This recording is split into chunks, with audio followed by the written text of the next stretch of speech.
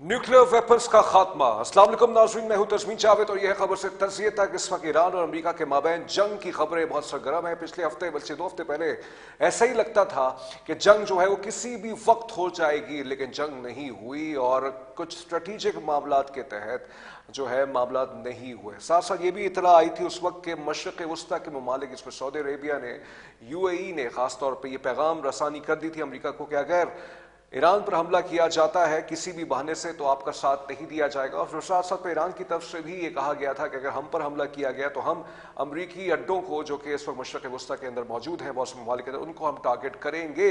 उस वक्त ये सिचुएशन डिफ्यूज हो गई थी और डोनाल्ड ट्रंप की काबीना के अंदर या उनकी जो बहुत से जो लोग थे वो उनसे इख्तलाफ कर रहे थे कि इस वक्त सूरत हाल उनके हक में नहीं है। डोनाल्ड ट्रंप साहब ने पिछले 2 हफ्ते पहले पूरी कोशिश की कि ईरानी नवाम को उनकी रजीम के खिलाफ उकसाया जाए। ट्विटर सोशल पे वो लिखते रहे कि हेल्प इज कमिंग। उन्होंने ये भी कहा कि जो एहतजाज कर रहे हैं वो जाएं और टेक ओवर कर लें, कब्जा कर लें, लेकिन उस वक्त हमला नहीं हुआ। लेकिन इस हफ्ते से फिर से जब इंटरनेट पूरा ईरान में रिस्टोर हो चुका है, रिपोर्ट्स आ रही हैं कि हालिया एहतजाज में जो ईरान के अंदर हुए, जो ईरानी ऑफिशियल्स कंफर्म करते हैं कि 2500 से 3000 हलाकतें हुई हैं।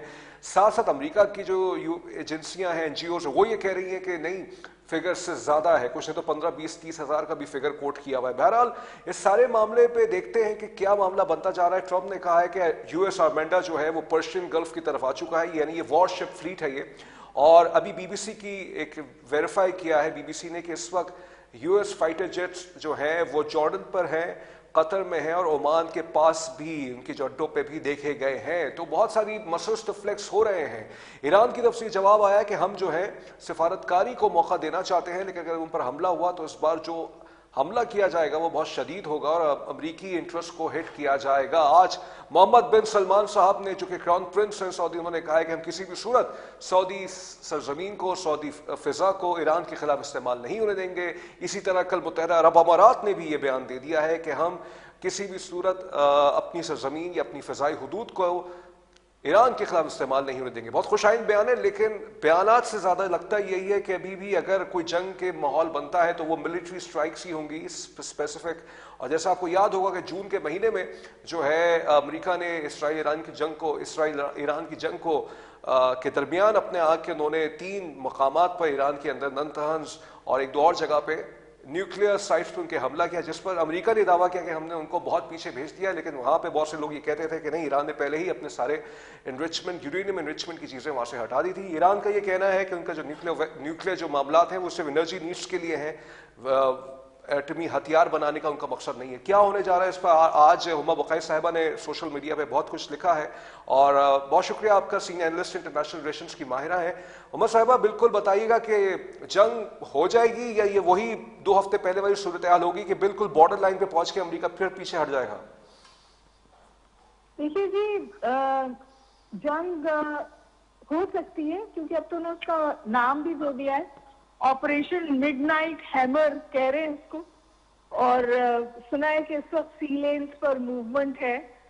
और ये जो इन्होंने इब्राहिम लिंकन कैरियर उन वाटर्स में ये लाए हैं, ये इनका बहुत हैवी हार्ड पोस्टरिंग का करियर है।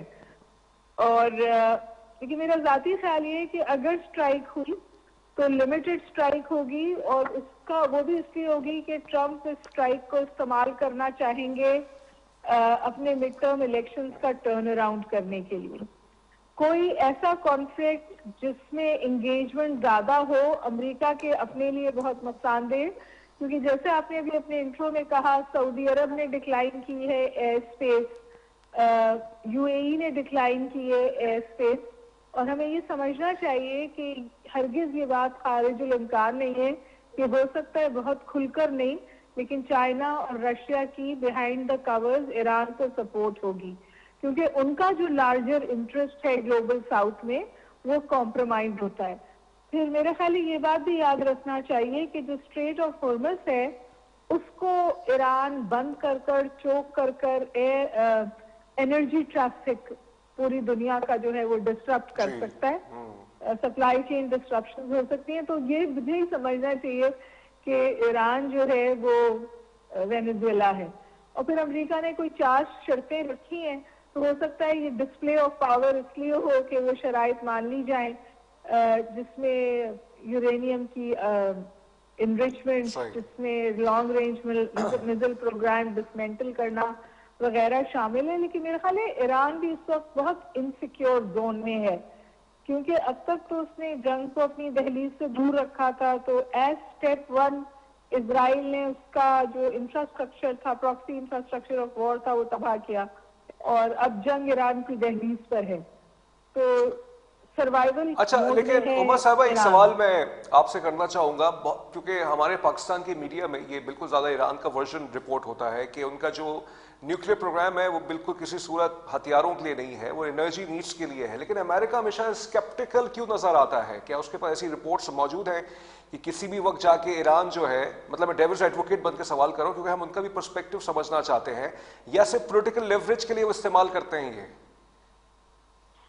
دیکھیے جی، ایران دی ویسٹ اینڈ یو ایس بالخصوص ٹرمپ پش کر رہے ہیں ایران کو کہ وہ نیوکلیر پاور بن جائے، کیونکہ ایران نے تو ہمیشہ کہا کہ یہ مذہباً ہمارے لیے امپورٹنٹ ہے کہ ہم نیوکلیر ویپن اسٹیٹ نہ بنیں. لیکن اس کے ساتھ ساتھ جب آپ کھل کر کہیں گے کہ ہم جی رجیم چینج کریں گے، ہم جو لوگ اسٹیٹ کے خلاف مظاہرے کر رہے ہیں ان کی مدد کریں گے، اور اس بات کے آپ کو واضح ثبوت ملے کہ موساد کی پرولیفریشن ہے ایران میں، تو پھر ظاہر ہے سچویشن جو ہے وہ کمپلیکیٹ ہوتی ہے. تو میں یہ سمجھتی ہوں کہ ایران بھی اس وقت بہت انسیکیور ہے، اور ایران کو اپنی سروائیول کے لیے تقریباً ویسٹرن پاورز پش کر رہی ہیں کہ وہ بیلسٹک میزائل آپشنز کو بھی اپنی ٹیبل پر رکھیں، کیونکہ اس کے جو لانگ رینج میزائل آپشن ہے وہ خطرے کی چیز ہے ویسٹ کے لیے. اس وقت جب میں آپ سے بات کر رہی ہوں، جو اسرائیل میں لوگ ہیں وہ گھروں میں پانی اور خوراک جمع کر رہے ہیں. صحیح ہے، جب آپ بات کر رہی ہیں تو اس میں اسرائیل میں لوگ خوراک اور پانی جمع کر رہے ہیں. سینس آف الارم ہے تو اسرائیل میں بھی سینس آف الارم ہے.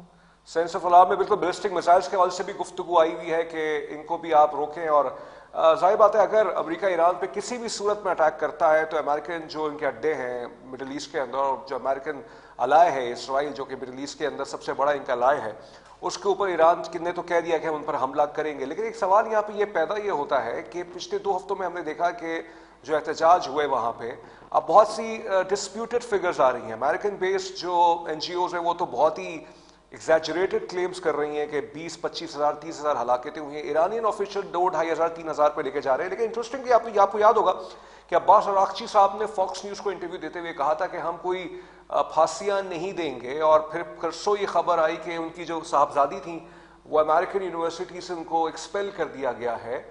اب ایک اور سوال بھی یہ پیدا ہوتا ہے، I'm not twisting it، کہ بات چیت بھی جاری ہے، پھر یہ جنگ کے معاملات بھی ہیں، تو میرے خیال سے ایسکیلیشن دونوں طرف سے ہے، لیکن دونوں کو گراؤنڈ ریئلٹیز کا یہ ادراک ہے کہ زیادہ بڑھا نہیں سکتے اس چیز کو. میرا خیال ہے ایران کی طرف سے ریسپانسو ایسکیلیشن ہے. پہلے تو آپ سمجھیے تقریباً ایک الفاظ کی جنگ جاری تھی، اور اس الفاظ کی جنگ کا ظاہر ہے ایران بھی برملا برابر جواب دیتا ہے. اور ایران نے اس وقت اپنی نیشنلسٹک ٹینڈنسیز کو ابھارنے کے لیے فارسی میں اور انگریزی میں ایسے بینر لگائے ہوئے ہیں آل اوور تہران جو بہت اینٹائی امریکن ہیں. تو ظاہر ہے کہ وہ اس چیز کو، اس امریکن ایگریشن کو استعمال کر رہے ہیں اپنے آپ کو جوڑنے کے لیے. میں یہ ابھی بھی اس بات پر کنونس ہوں کہ جس طرح پہلی دفعہ آپ نے لاسٹ ویک دیکھا تھا کہ ایک ہائپ بنی تھی اور پھر Trump was advised against attacking by his own people, بھی ان کو یہ کرنے سے منع کیا تھا. ابھی بھی سچویشن گراؤنڈ سے تو بہت چینج نہیں ہوئی ہے نا. تو میں اگر میکسیمم جو میں ایکسپیکٹ کر رہی ہوں وہ ایک لمیٹڈ سٹرائک شاید امریکہ کر دے، کیونکہ امریکہ خود بھی بند گلی میں چلا گیا ہے نا. اس نے اتنی اسٹیپ کیا ہے، اتنی ہارڈ پوسچرنگ کی ہے، اتنی موومنٹ کی ہے چیز پر، اور پھر وہ اسٹرائک کو سر کرنے کے بعد ڈونلڈ ٹرمپ ایک اعلان کر دیں کہ جی ہم نے ایران کا میزائل پروگرام تباہ کر دیا ہے.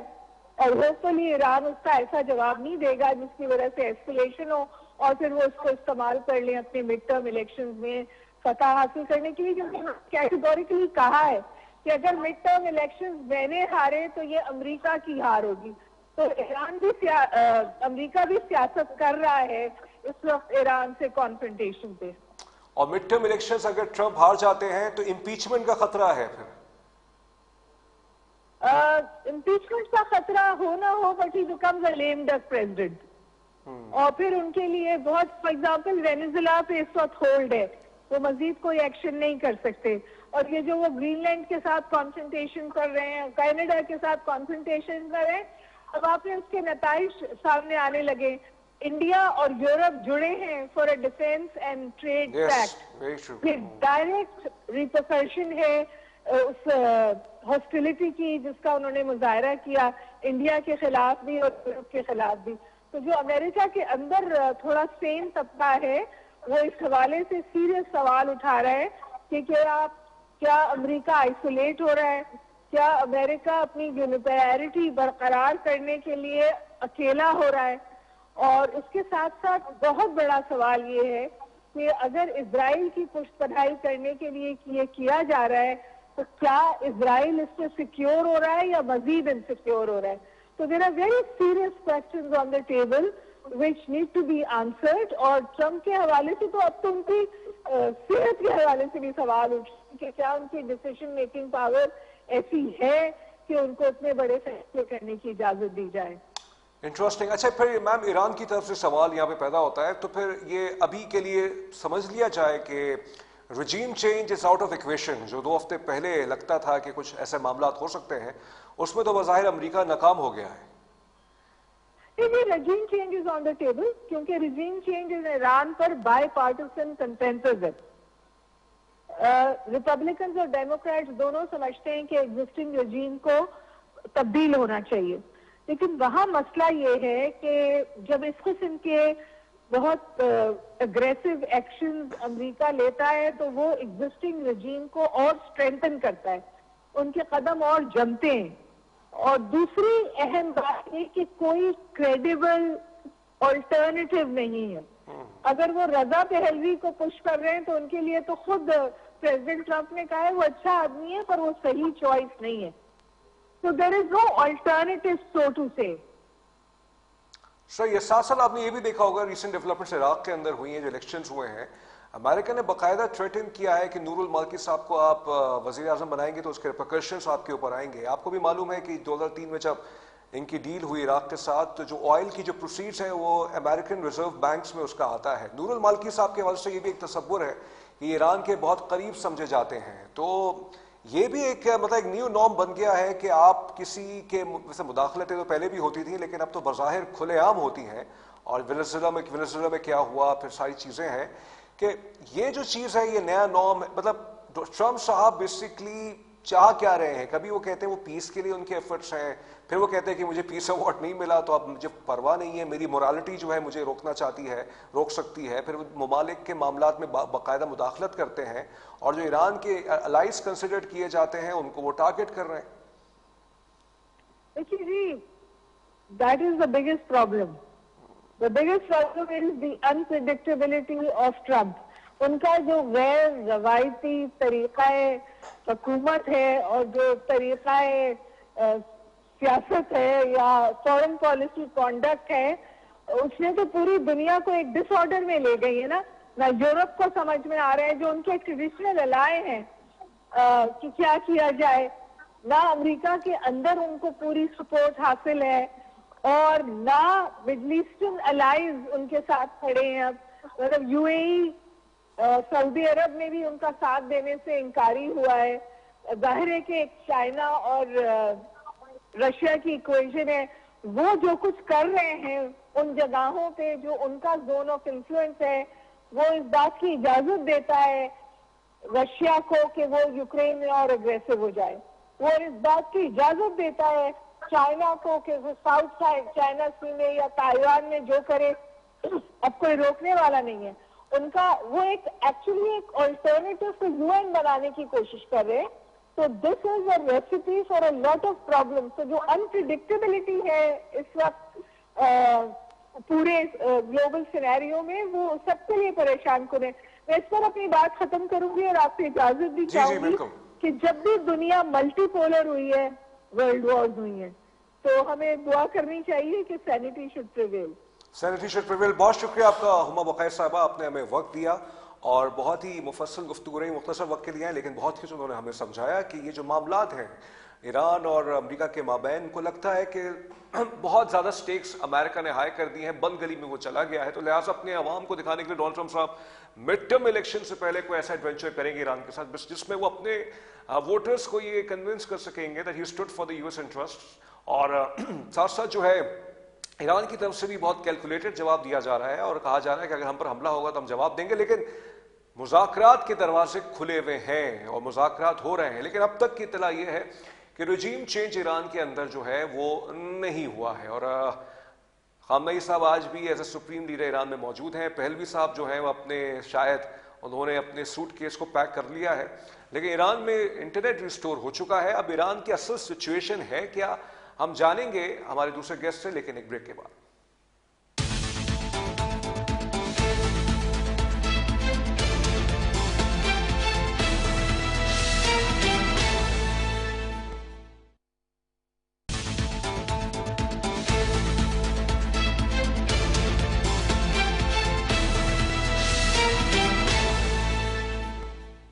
بریک کے بعد خوش آمدید. جیسے میں نے کہا تھا کہ پروگرام کے اگلے سیگمنٹ میں ایران سے ہمارے ساتھ موجود ہیں پاکستان کے صحافی بھی ہیں، ایران میں موجود ہیں، تعلیمی حوالے سے خدمات انجام دے رہے ہیں. اور جب یہ احتجاج ہو رہا تھا ان کا انٹرنیٹ بند تھا، پورے ایران میں انٹرنیٹ بند تھا، لیکن ہم ان سے پوچھیں گے اس وقت ایران کی کیا صورت حال ہے اور امریکہ اور ایران کے مابین جو جنگ کے خطرات ابھی تک اس کے خطرات ٹلے نہیں ہیں. 2 ہفتے پہلے تھے، ٹل گئے، اب پھر سے نمودار ہو چکے ہیں.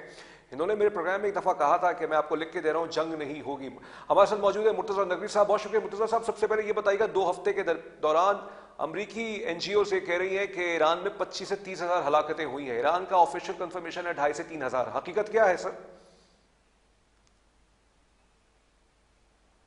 جی نقوی صاحب. جی مرتضیٰ نقوی صاحب، آواز آ رہی ہے آپ کو؟ ہلو نقوی صاحب، آپ ہمیں سن سکتے ہیں؟ جی تب سوری تزمین، دوبارہ سوال کیجیے. سوال یہ سر، 2 ہفتے میں کتنی ہلاکتیں ہوئی ہیں؟ امریکہ یہ کہہ رہا ہے کہ 30 ہزار تک لوگ مرے ہیں، لیکن جاں بحق ہوئے ہیں، لیکن ایران کے آفیشیل فگر ہے 2.5 سے 3 ہزار. آپ کے پاس کیا انفارمیشن ہے؟ تزمین شکریہ، آپ نے مجھے تھوڑا سا کلیریفیکیشن کا موقع دیا اپنے پلیٹ فارم سے. دیکھیے، اسرائیل کی جو 1 سالہ 1.5 سالہ وار ہے، اس کے اندر تمام بروٹلزم کے باوجود بھی 70-80 ہزار وہاں پہ شہادتیں یا اموات ہوئی ہیں. تو آپ کیسے تصور کر سکتے ہیں کہ 2 دن کے اندر 30 ہزار یا 40 ہزار اموات ہو جائیں؟ یہ تو مثلا جھوٹ کی بھی انتہا ہے نا. یعنی جھوٹ کے اندر بھی مبالغہ. ایک تو آپ جھوٹ بول رہے ہیں، اوپر سے مبالغہ کر رہے ہیں. یہ پاسبلٹی، اتنی پاسبلٹی ہی نہیں ہے. دیکھیں نا، شروع کے 2 دنوں میں ریاست نے تمام تر جو طریقے ہو سکتے تھے نیگوسیشن کے وہ اختیار کیے کہ یہ جو گروپ شدت پسند یا تخریب کار جو گروپ باہر نکلا تھا، ریاست کا کوئی بھی اہلکار کسی اسلحے سے لیس نہیں تھا، سادہ وردی کے اندر صرف اپنے ڈیفنس کے لیے جو ڈیفنس شیلڈ ہوتی ہے اس کے ساتھ باہر نکلے اور مذاکرات کی کوشش کی. نتیجہ یہ ہوا کہ وہ جو تخریب گر تھے، انہوں نے بجائے مذاکرات کرنے کے ایسی ویڈیوز موجود ہیں جو ہم نے خود اپنی آنکھوں سے دیکھی ہیں مختلف گروپس کے اندر، چینلز کے اندر، کہ پولیس والوں کے نہ صرف سر کاٹے گئے بلکہ انہیں زندہ جلا دیا گیا، پیٹرول ڈال کر ان کے جسموں کو خاکستر کر دیا گیا. تو مسجدیں جلائی گئیں، ہاسپٹلز جلائے گئے، اسکول جلائے گئے، کاروباری عمارتیں جلائی گئیں، بینکس جلائی گئیں، ایمبولینسز جو کہ دنیا کے اندر امن کی یا ہیلپ کی علامت ہوتی ہیں انہیں جلایا گیا، بسز جلائی گئیں، میٹرو جو ٹرین ہے اس کے سٹینڈز جلائے گئے. آپ مجھے بتائیے، لوگوں کی ذاتی پراپرٹیز جلائی گئیں، لوگوں کی گاڑیاں جلائی گئیں. تو یہ تو تخریب کارانہ عمل تھا.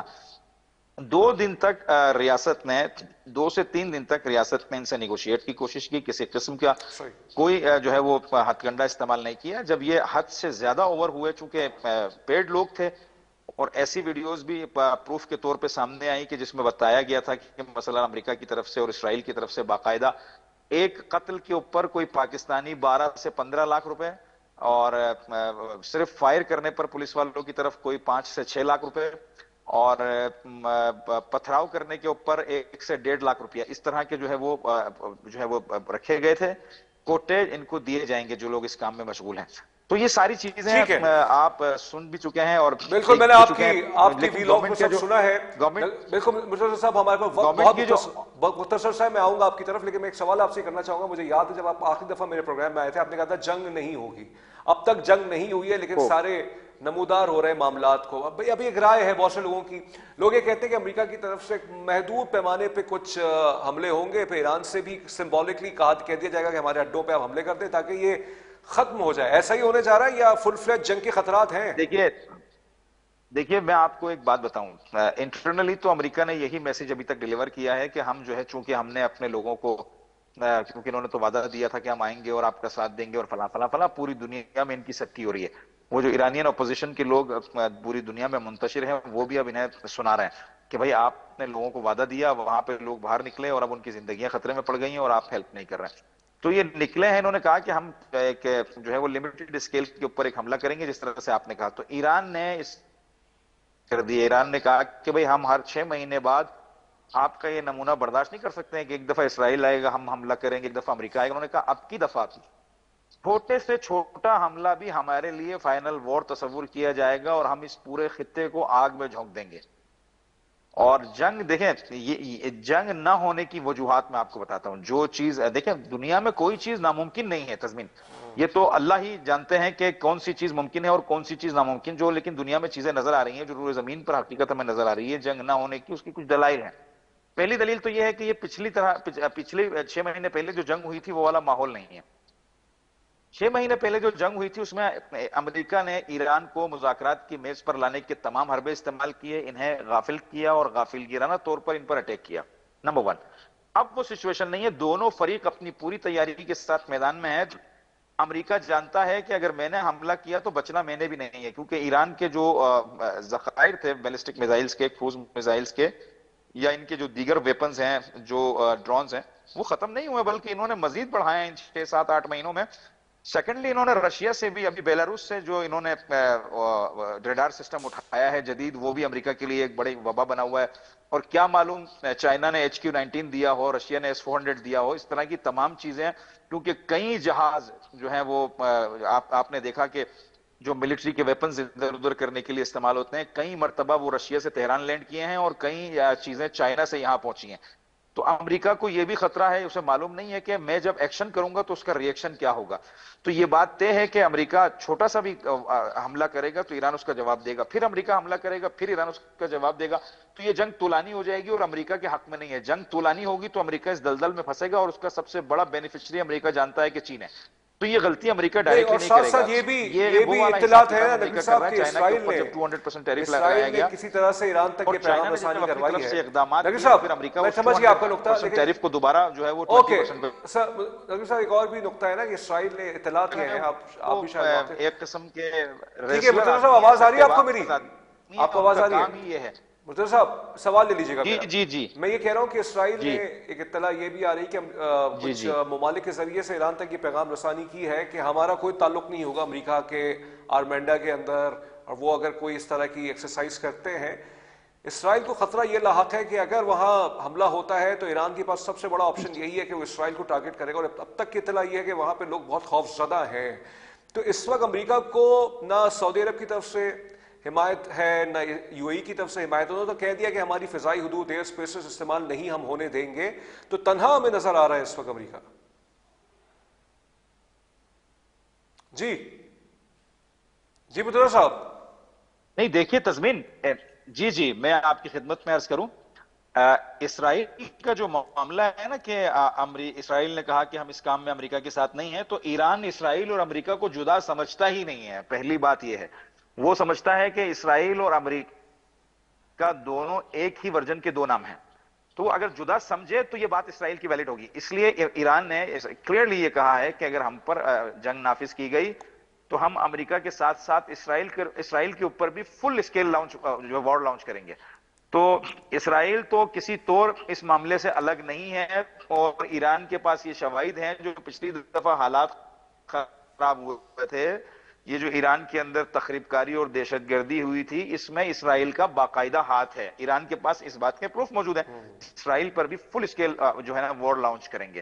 اور اسی ڈر کے مارے اسرائیل نے مجھے نہیں معلوم یہ نیوز سنی ہے نہیں سنی، آج نیتنیاہو نے دھمکی بھی دی ہے کہ ہم جو ہے وہ ایران کی سوچ سے زیادہ بڑا جو ہے وہ حملہ انجام دیں گے. تو اس کا مفہوم یہ بنتا ہے کہ ہم ایٹامک وار پہ جائیں گے.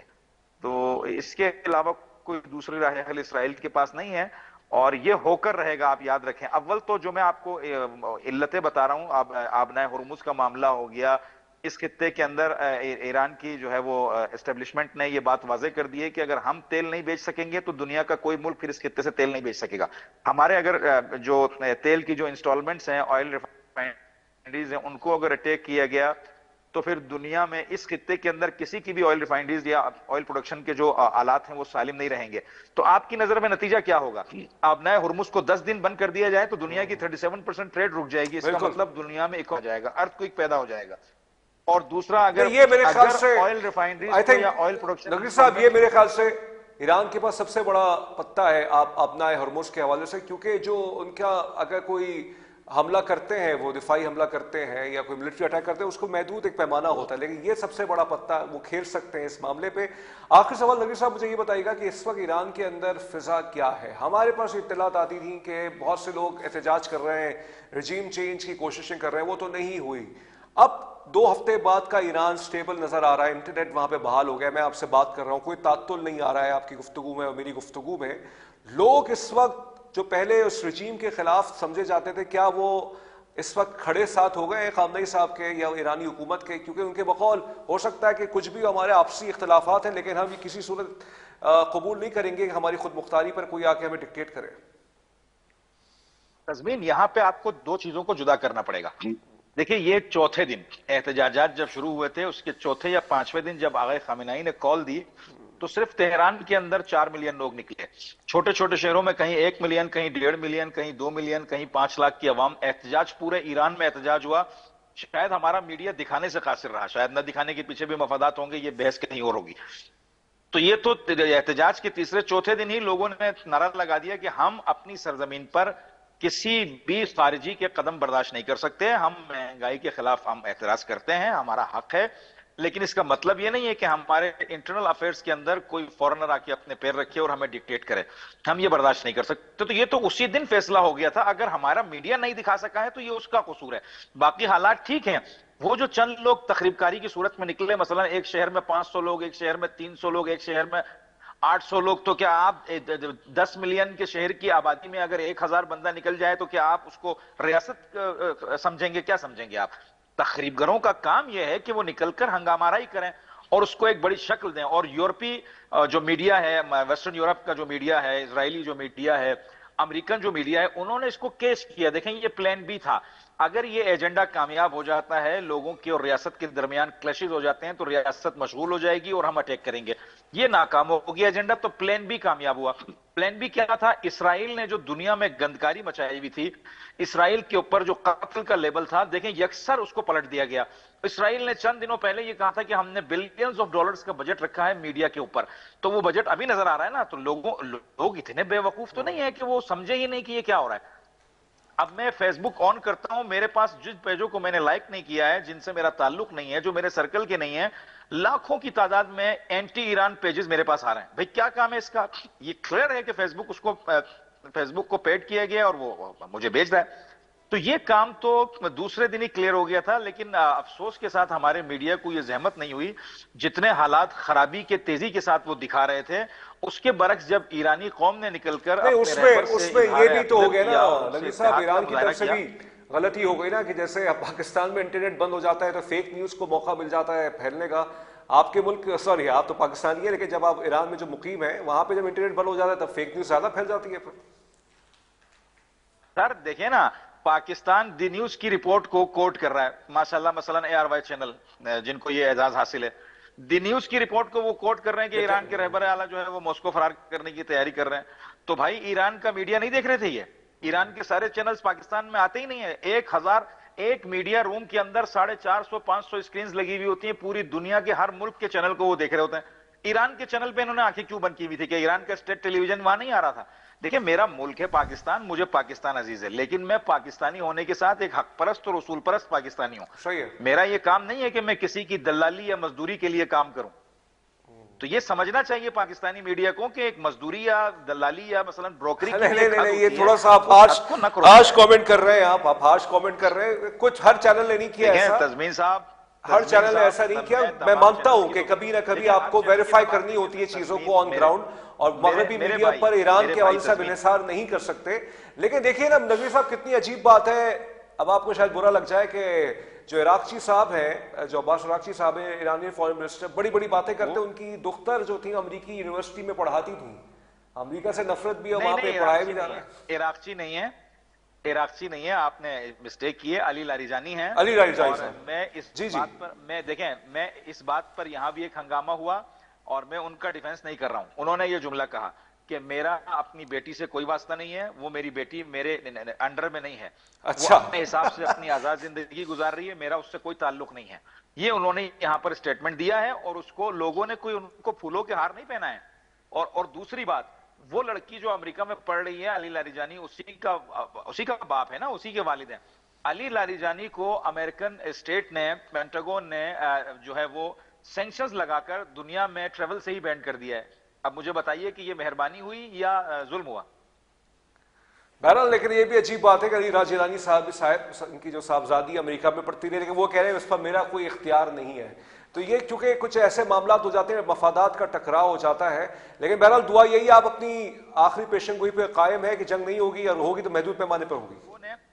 نہیں، لوگوں نے اس پر پھول نہیں پہنا ہے علی لاریجانی صاحب کو.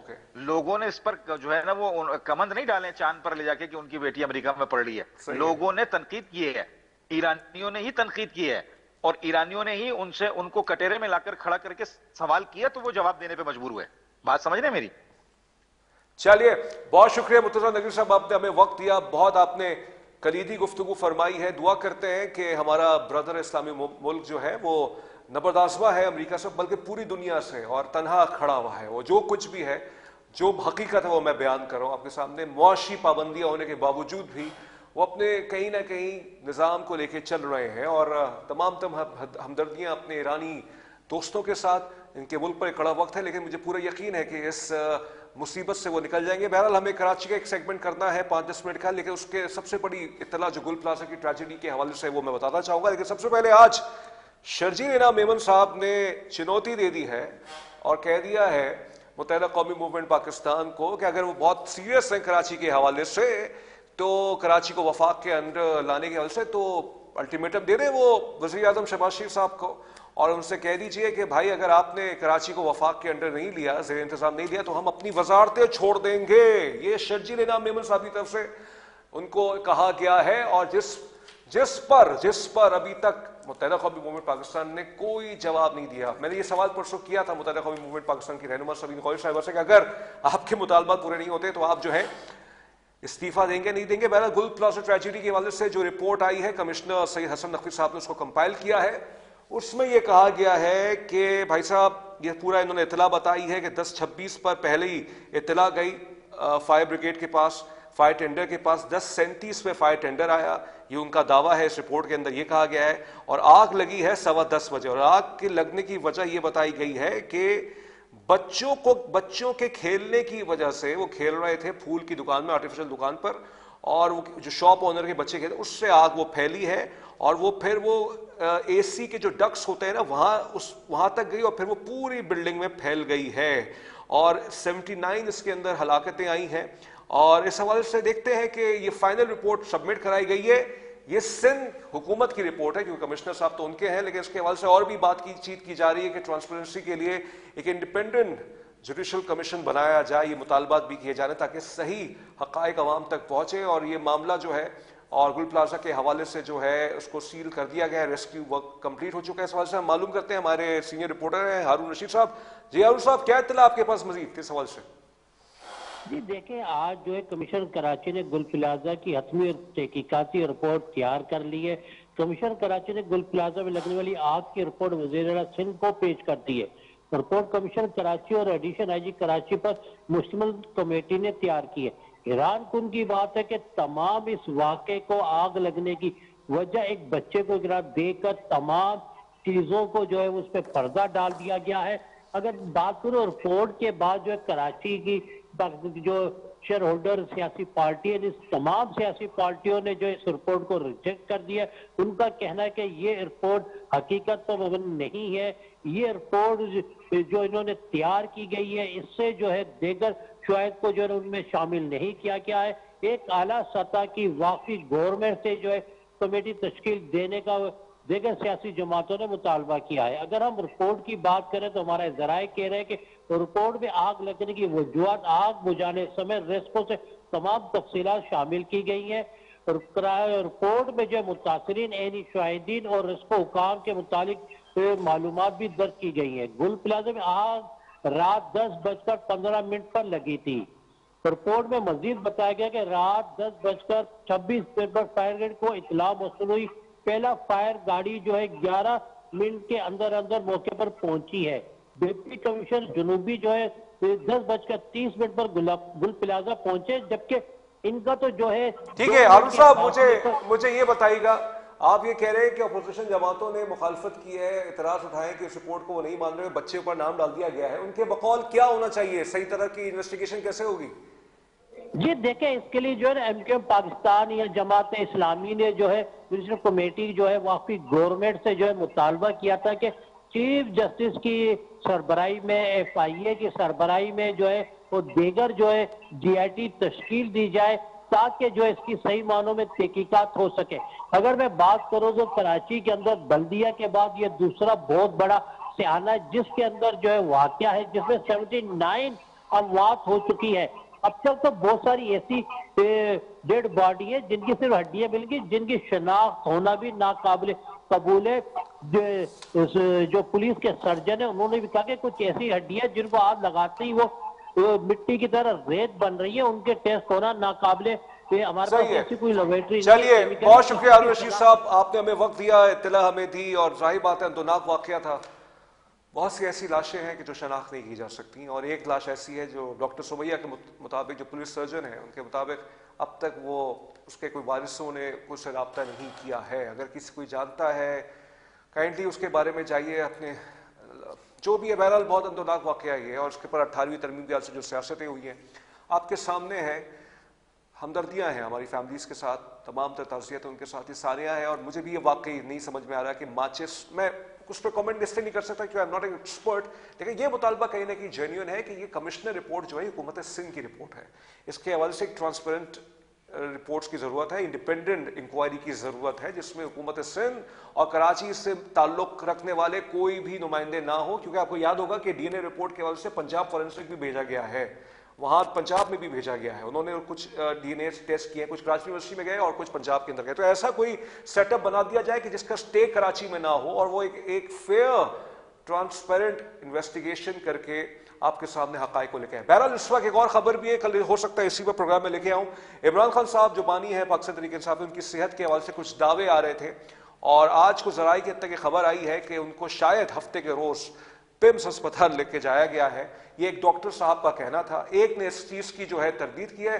साथ साथ आज खबर छपी है द न्यूज में, जग अखबार में, उसके बकौल इमरान खान साहब की सुनवाई और रिहाई इस साल भी मुमकिन नहीं है, क्योंकि इस्लामाबाद हाई कोर्ट ने जो नेशनल जुडिशियल पॉलिसी के हवाले से जो एक फिक्सेशन पॉलिसी बनाई है, उसमें उन केसेस को सबसे पहले सुना जाएगा कि जो पहले जिन पर फैसला आया है ट्रायल कोर्ट की तरफ से। क्योंकि इमरान खान साहब के फैसला बाद में है, लिहाजा इस साल भी कोई सुनवाई उनकी नहीं हो सकती। ये लीगल मैटर्स हैं इमरान खान साहब के, बकौल अंसर अब्बासी साहब के। लेकिन हाँ, कोई सियासी मसलियत अगर हो तो शायद कुछ और मामला भी हो सकते हैं। तस्मीन जावेद को खबर से तस्दीक तक से इजाजत दीजिए। अपना बहुत ख्याल रखिएगा। अल्लाह हाफ़िज़।